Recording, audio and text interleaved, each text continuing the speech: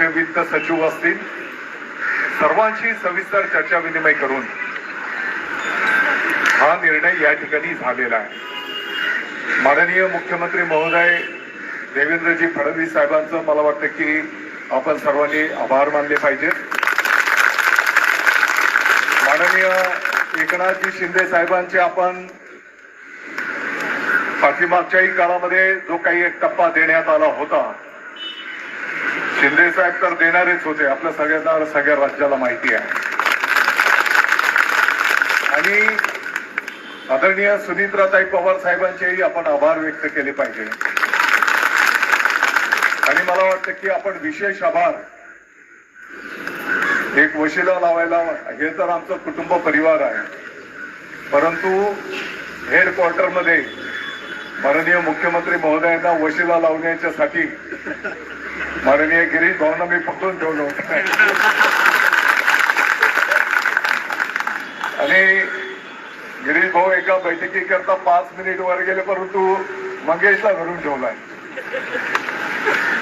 मला वाटतं की आपल्या सर्वांना माहिती आहे की ज्या आर्थिक परिस्थितींना आपलं राज्य आणि संकटांना तोंड देत आपण मार्गक्रमण करतो आहोत।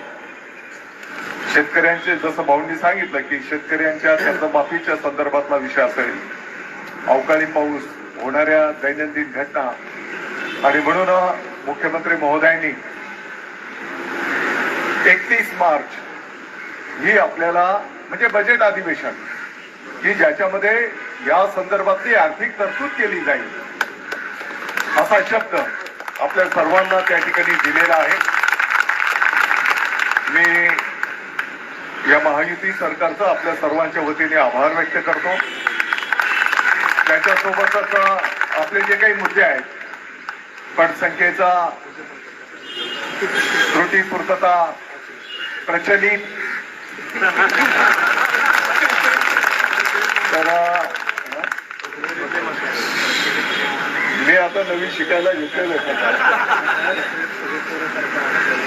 तर या संदर्भामध्ये आपण